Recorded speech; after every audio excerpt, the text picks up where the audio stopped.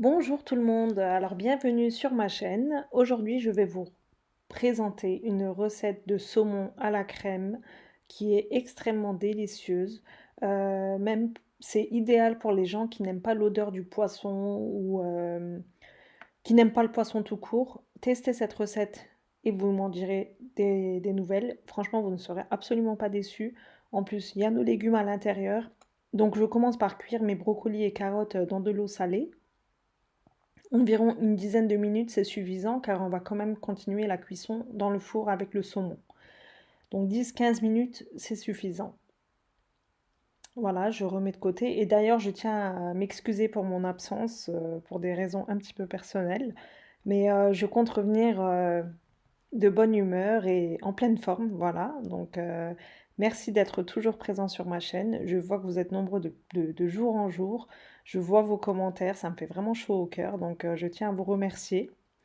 Donc là, on va continuer notre recette. J'ai émincé un oignon, j'ai mis un petit peu de beurre et un petit peu d'huile. Et là, je viens râper une gousse d'ail.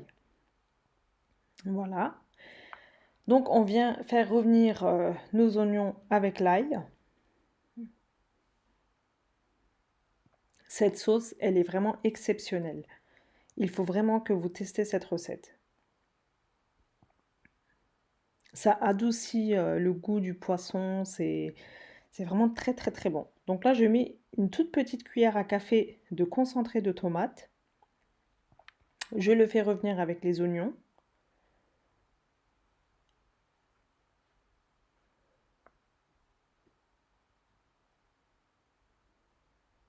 Et là, je vais rajouter 2 briques de crème liquide. Donc 400 millilitres au total. Mais par la suite, je vais rajouter encore un petit peu de crème car la consistance va me paraître un petit peu épaisse. Donc là, dans un premier temps, je verse mes 400 millilitres de crème liquide.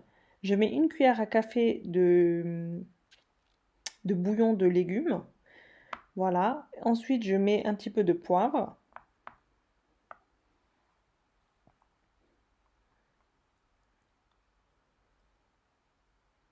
Pendant ce temps, j'ai préchauffé mon four à 200 degrés.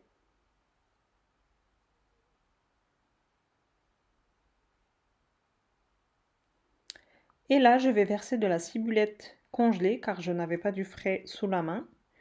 Et un tout petit peu de d'aneth. Vraiment avec la pointe de la toute petite cuillère. Donc là, c'était congelé, donc j'avais du mal à le renverser. Mais vraiment une petite pincée. Après, si vous aimez l'aneth, vous pouvez en rajouter plus. Mais moi, les enfants n'aiment pas trop, donc j'en ai rajouté délicatement. Et c'était suffisant pour apporter ce petit goût. Voilà. Donc là, je verse mon sel. Et je laisse mijoter environ 5 à 10 minutes. Voilà, donc là j'ai 2 cuillères à café de maïzena, de fécule de maïs, hein. Donc je viens la diluer avec de l'eau. Et je vais verser ma maïzena sur ma crème qui a eu le temps de mijoter un petit peu. Et on vient bien mélanger tout de suite pour éviter les grumeaux.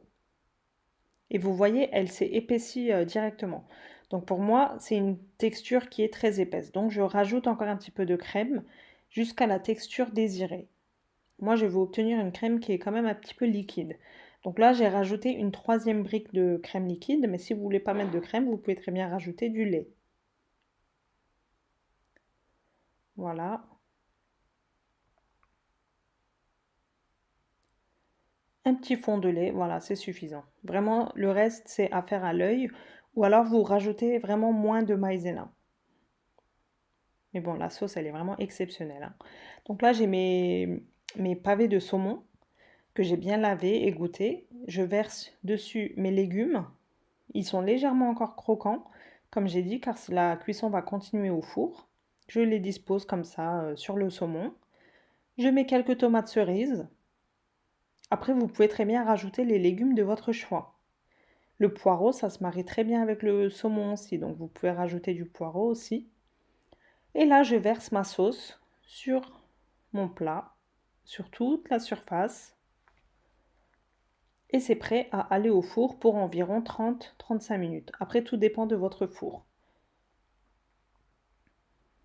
Mais je vous conseille de ne pas prolonger la cuisson de plus de 40 minutes, car sinon le saumon risque de s'assécher et un saumon sec, c'est pas très bon à la dégustation.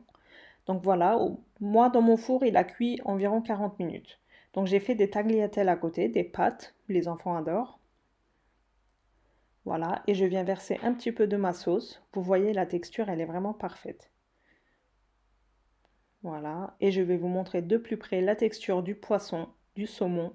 Il est hyper fondant. Vraiment, testez cette recette, vous ne serez absolument pas déçus. Et j'ai hâte d'avoir vos retours concernant cette recette. J'ai besoin de votre soutien, donc n'hésitez pas à vous abonner à ma chaîne.